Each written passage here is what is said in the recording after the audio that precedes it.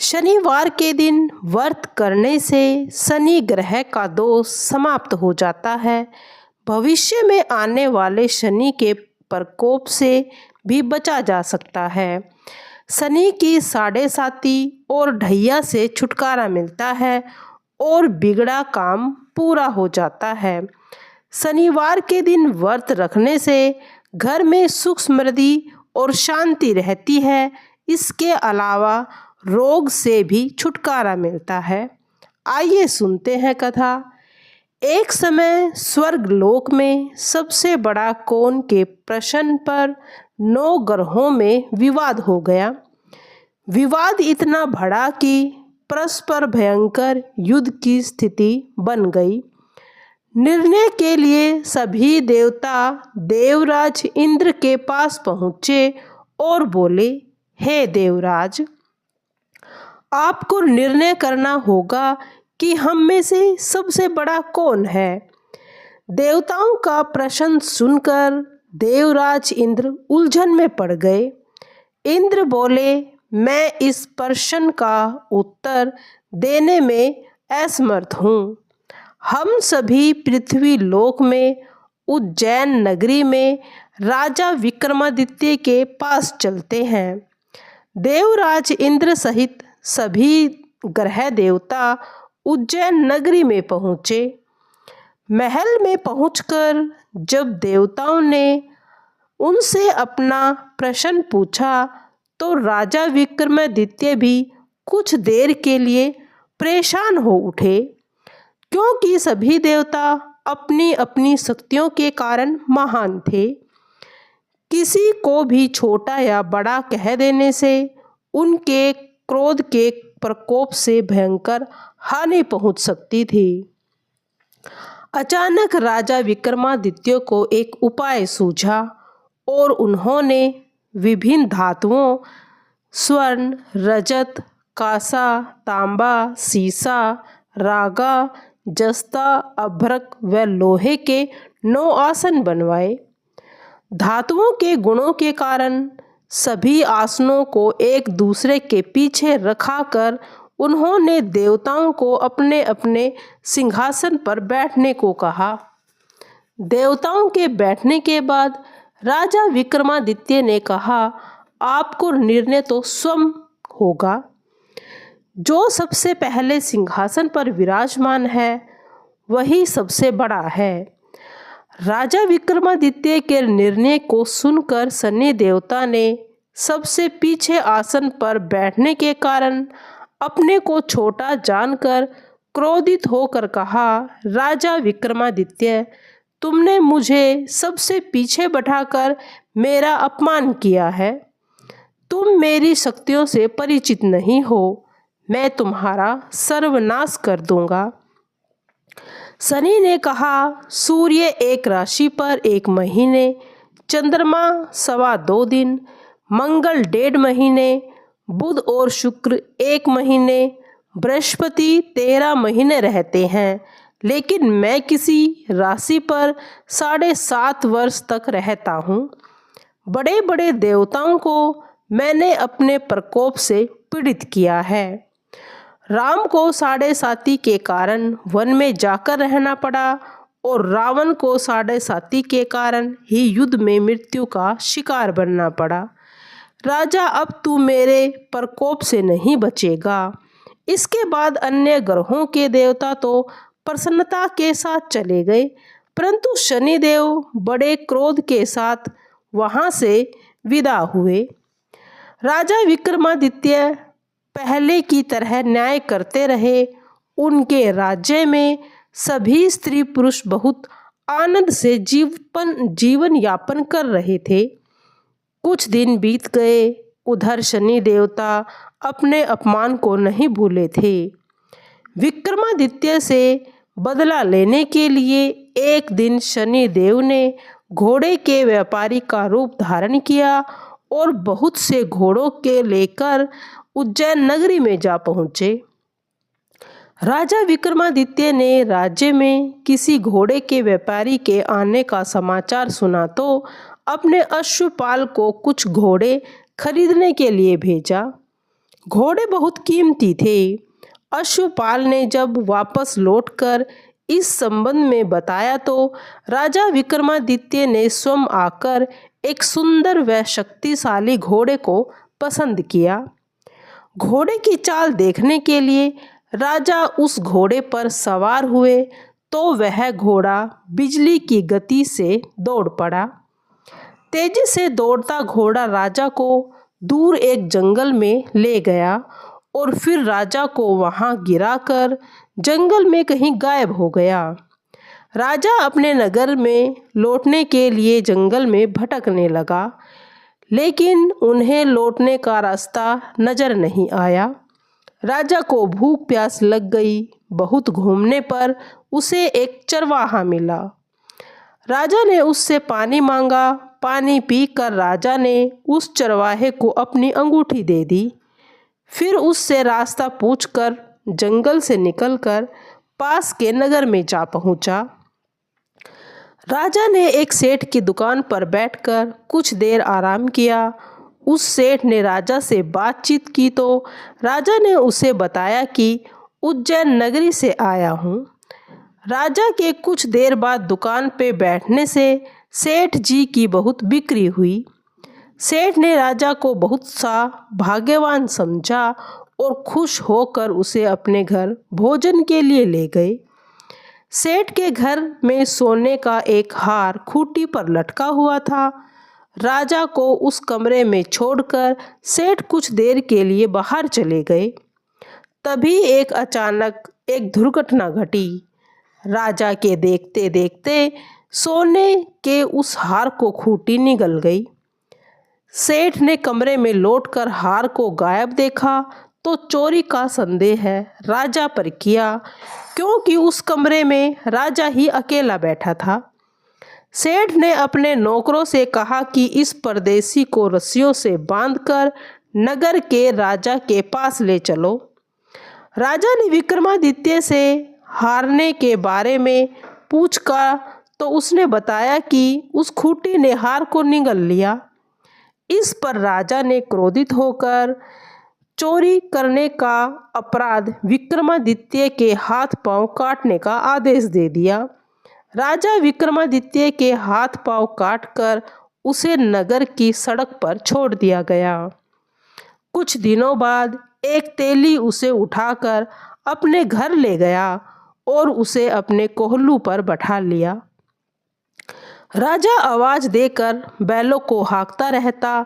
इस तरह तेली का बैल चलता रहा और राजा को भोजन मिलता रहा। शनिदेव के प्रकोप की 7.5 पूरे होने पर वर्षा ऋतु आरंभ हुई। राजा विक्रमादित्य एक रात मेघ मल्हार का गाना गा रहा था कि तभी राजा का जो नगर था उसमें राजा की लड़की राजकुमारी मोहिनी रथ पर सवार हो उस तेली के घर के पास से गुजरी। उसने मेघ मल्हार सुना तो उसे बहुत अच्छा लगा और दासी को भेजकर गाने वाले को बुला लाने को कहा। दासी ने लौटकर राजकुमारी को अपंग राजा के बारे में सब कुछ बता दिया। राजकुमारी उसके मेघ मल्हार से बहुत मोहित हुई, अतः उसने सब कुछ जानकर भी अपंग राजा से विवाह करने का निश्चय कर लिया। राजकुमारी ने अपने माता पिता से जब यह बात कही तो वे हैरान रह गए। रानी ने मोहिनी को समझाया कि बेटी, तेरे भाग्य में तो किसी राजा की रानी होना लिखा है, फिर तू इस अपंग से विवाह करके अपने पाँव पर कुल्हाड़ी क्यों मार रही है। राजकुमारी ने अपनी जिद नहीं छोड़ी। अपनी जिद पूरी कराने के लिए उसने भोजन करना छोड़ दिया और प्राण त्यागने का निश्चय कर लिया। आखिर राजा रानी ने विवश होकर अपनी लड़की की शादी विक्रमादित्य से करवा दी। विवाह के बाद राजा विक्रमादित्य और राजकुमारी तेली के घर में रहने लगे। उसी रात स्वप्न में शनिदेव महाराज ने कहा, राजा, तुमने मेरा प्रकोप देख लिया। मैंने तुम्हें अपने अपमान का दंड दिया है। राजा ने शनिदेव से क्षमा करने को कहा और प्रार्थना की, हे शनिदेव, आपने जितना दुख मुझे दिया अन्य किसी को मत देना। शनिदेव ने कुछ सोचकर कहा, राजा, मैं तुम्हारी प्रार्थना स्वीकार करता हूँ। जो कोई स्त्री पुरुष मेरी पूजा करेगा, शनिवार को व्रत करके मेरी व्रत कथा सुनेगा, उस पर मेरी अनुपम कृपा बनी रहेगी। प्रातःकाल राजा विक्रमादित्य की नींद खुली तो अपने हाथ पांव देखकर राजा को बहुत खुशी हुई। उसने मन ही मन शनिदेव को प्रणाम किया। राजकुमारी भी राजा के हाथ पांव सही सलामत देखकर आश्चर्य में डूब गई। तब राजा विक्रमादित्य ने अपना परिचय देते हुए शनिदेव के प्रकोप की सारी कहानी सुनाई। सेठ को जब इस बात का पता चला तो दौड़ता हुआ तेली के घर पहुंचा और राजा के चरणों में गिरकर क्षमा मांगने लगा। राजा ने उसे क्षमा कर दिया, क्योंकि वह सब तो शनिदेव के प्रकोप के कारण हुआ था। सेठ राजा को अपने घर ले गया और उसे भोजन कराया। भोजन कराते समय वहां पर आश्चर्यजनक घटना घटी। सबके देखते ही देखते उस खूंटी ने हार उगल दिया। सेठ जी ने अपनी बेटी का विवाह भी राजा के साथ करा दिया और बहुत से स्वर्ण आभूषण, धन आदि देकर राजा को वहां से विदा किया। राजा विक्रमादित्य राजकुमारी मोहिनी और सेठ की बेटी के साथ उज्जैन पहुंचे तो नगर वासियों ने हर्ष के साथ उनका स्वागत किया। अगले दिन राजा विक्रमादित्य ने पूरे राज्य में घोषणा करवाई कि शनिदेव सब देवों में सर्वश्रेष्ठ हैं। प्रत्येक स्त्री पुरुष शनिवार को उनका व्रत करे, व्रत की कथा अवश्य सुने। राजा विक्रमादित्य की घोषणा से शनिदेव बहुत प्रसन्न हुए। शनि का व्रत करने और व्रत कथा सुनने के कारण सभी लोगों की मनोकामनाएं शनिदेव की अनुकंपा से पूरी होने लगी। सभी लोग आनंद पूर्वक रहने लगे। श्रवण करेंगे शनि चालीसा और शनि जी की आरती। जय गणेश गिरजा सुवन, मंगल करण कृपाल, दीनन के दुख दूर करी, कीजे नाथ निहाल। जय जय श्री शनिदेव प्रभु, सनहु विनय महाराज, करहूँ कृपा हे रवि तन्य, राखूँ जन की लाज। जयति जयति शनि देव दयाला, करत सदा भक्तन प्रतिपाला। चारि भुजा तनु श्याम विराजई, माथे रतन मुकुट छवि छाजई। परम विशाल मनोहर बाला, टेढ़ी दृष्टि भूकृटि विकराला। कुंडल श्रवण चमाचम चमके, हीयमाल मुक्तन मनिदम के। जय जय जय शनिदेव दयाला, कर में गदा त्रिशूल कुठारा। पल बीच करे अरिहिम संघारा, पिंघल कृष्णो छयानंदन। यम को नस्थ रौद्र दुख भंजन, सौरी मंद शनि दस नामा। भानुपुत्र पूजी हिम सब कामा, जयति जयति शनिदेव दयाला। जा पर प्रभु प्रसन्न हवई, जाहिम रंकुहूर राव करिम छन माहिम। पर्वत हूँ तृण होई निहारत, तृणहु को पर्वत करी डारत। राजन मिलत बन राम ही दिन हो, के कई हूँ की मति हरिलिन हो। बनहु में मृग कपट दिखाई, मातु जान की गई चुराई।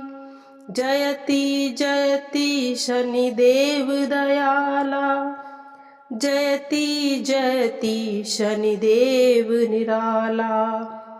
लखन हिम शक्ति विकल करी डारा, मची गादल में हाहाकारा।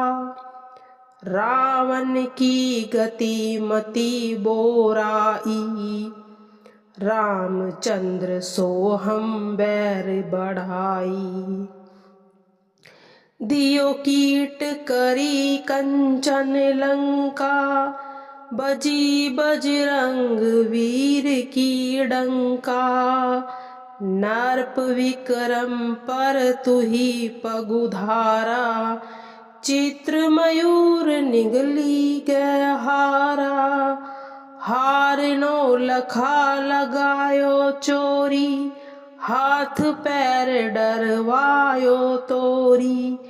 भारी दशा निकृष्ट दिखायो, तेल हिम घर कुलहु चलवायो। जयति जयति शनिदेव दयाला, जयति जयति शनिदेव दयाला। विनय राग दीपक महम किन हो, तब प्रभु भरु हवै सुख दिन हो।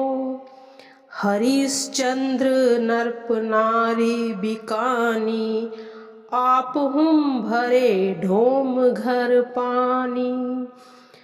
तैसे नल पर दशा सिरानी, भूंजी मीन कूद गई पानी।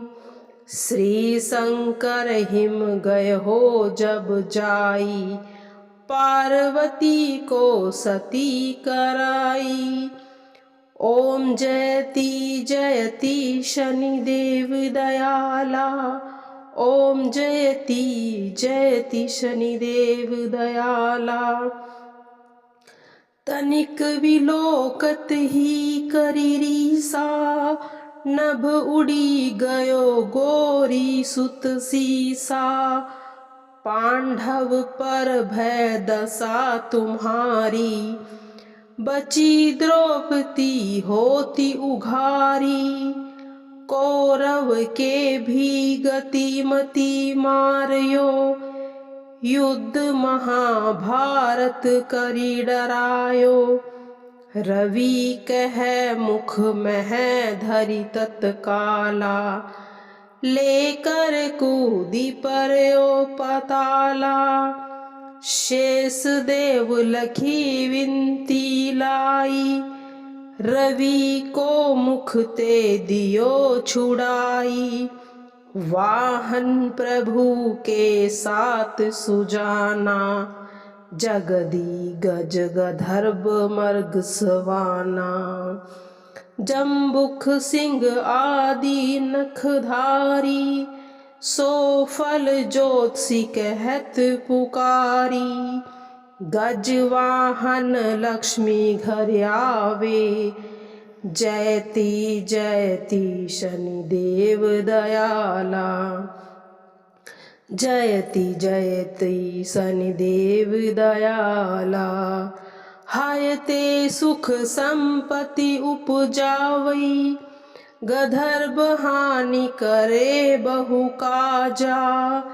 सिंह सिद्ध करि राज समाजा, जम्भुक बुंदी नष्ट करे डारे। मर्ग दे कष्ट प्राण संघारे, अब आभिम प्रभु सवान सवारी। चोरी आदि होय डर भारी, तैसी ही चारि चरण यह नामा। स्वर्ण लोह चांदी उरु तामा, लोह चरण पर जब प्रभु आवई, धन जन संपत्ति नष्ट करावई। समता ताम्र रजत शुभकारी, जय जय जय शनिदेव दयाला, जय जय जय शनिदेव दयाला। स्वर्ण सर्व सर्व सुख मंगल भारी, जो यह शनि चरित्र नित गावई। कुमहुम ने नष्ट दशा निकृष्ट सतावई, अद्भुत नाथ दिखावई लीला। करे शत्रु के नसीब ढीला, जो पंडित सुयोग्य बुलवाई। विधिवत शनि ग्रह शांति कराई, पीपल जल शनि दिवस चढ़ावत। दीप दान दे बहु सुख पावत, कहत राम सुंदर प्रभु दासा। शनि सुमृत सुख होत प्रकाशा, जयति जयति शनिदेव दयाला, जयति जयति शनिदेव दयाला।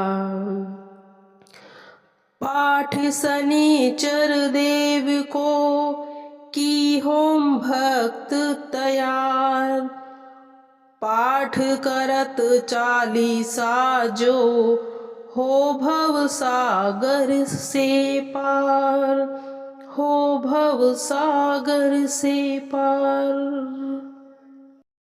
अब करेंगे शनिवार की आरती।